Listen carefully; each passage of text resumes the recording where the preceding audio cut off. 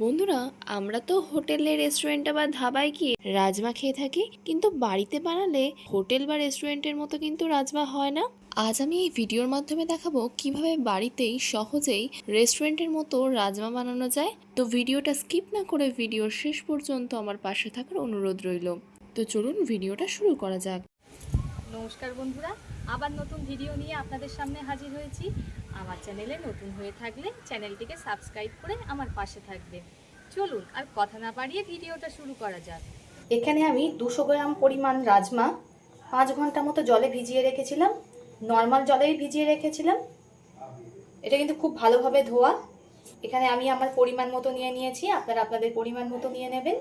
এখানে একটা pressure cooker নিয়ে নিয়েছি। এবার রাজমাগুলো প্রেসার কুকারের মধ্যে দিয়ে দেব। যেহেতু খুব ভালোভাবে ধোয়া ছিল তাই জল সমেত দিয়ে দিচ্ছি।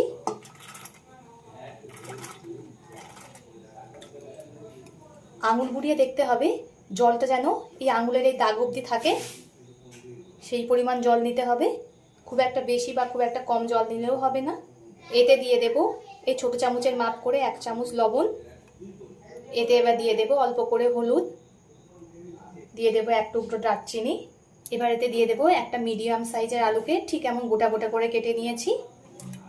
আপনারা চাইলে বন্ধুরা আলুটা স্কিপও করতে পারেন, কিন্তু বলুন তো আলুটা দিলে একটা মাখো মাখো ব্যাপার আসবে, ওই জন্য আমি আলুটা দিলাম। এবার কুকারের ঢাকনাটা দিয়ে দেব। যেহেতু 6 ঘন্টা ভেজানো ছিল, 2খানা সিটে দিয়ে দেব।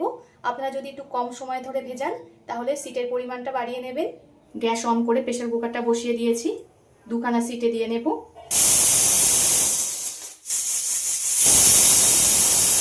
দুটো সিটে দিয়ে নিয়েছি। এবার কুকারটাকে ঠান্ডা করে নেব। কুকারটা ঠান্ডা করে নিয়েছি। খুব সুন্দর কিন্তু সব কিছু গলে গেছে।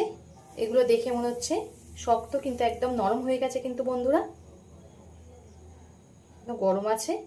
আমি এখানে 5-6 ঘন্টা ভিজিয়ে রেখেছিলাম বলে সিটেটা অল্প দিলাম।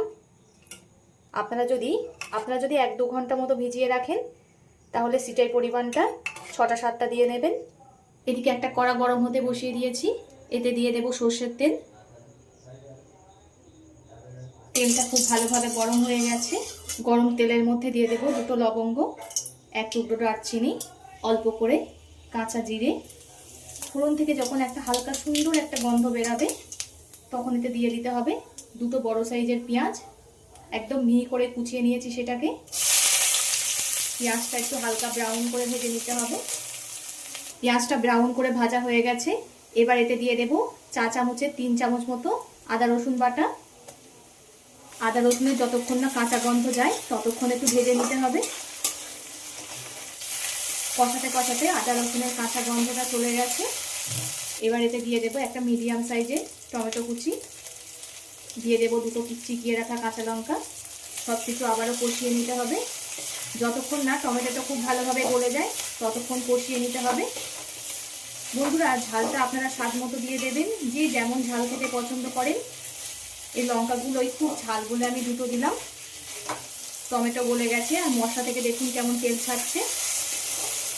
এবার এতে দিয়ে দেব 300 গ্রাম পরিমাণ বোনলেস চিকেন। সব কিছুর সঙ্গে চিকেনটাকে খুব ভালোভাবে কষিয়ে নিতে হবে।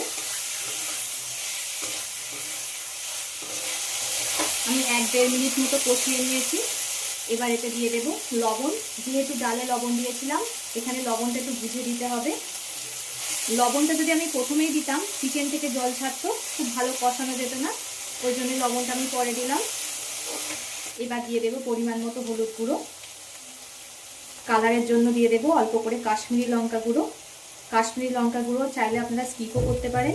দিয়ে দেব ওই চামচের মাপ করে 1/2 চামচ জিরে গুঁড়ো। সম পরিমাণ দিয়ে দেব ধনিয়া গুঁড়ো। সব কিছু খুব ভালোভাবে কষিয়ে নিতে হবে।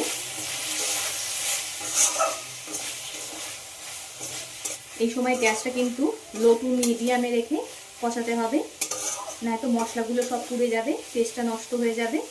আমার চিকেনটা খুব ভালোভাবে মশলার সঙ্গে কষানো হয়ে গেছে, সুন্দর গলেও গেছে। এবার এতে সিদ্ধ করে রাখা রাজমা আর আলুটা দিয়ে দেব। অল্প করে দিয়ে দেব জল।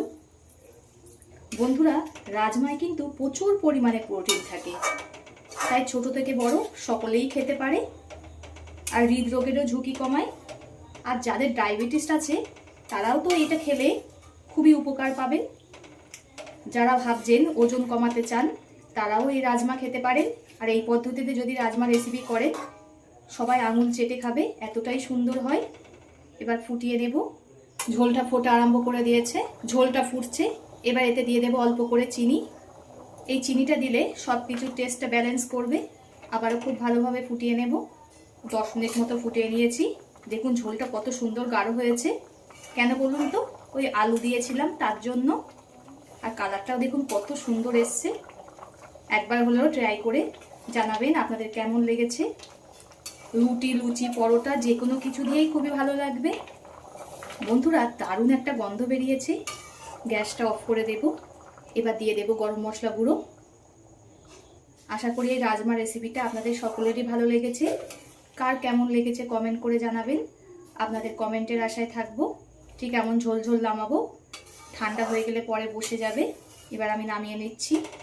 এতক্ষণ ধৈর্য ধরে ভিডিওটা দেখার জন্য সকলকে অসংখ্য ধন্যবাদ। সবাই সুস্থ থাকবেন, ভালো থাকবেন। পরবর্তী একটা নতুন রেসিপি নিয়ে আপনাদের সামনে আবার হাজির হচ্ছি।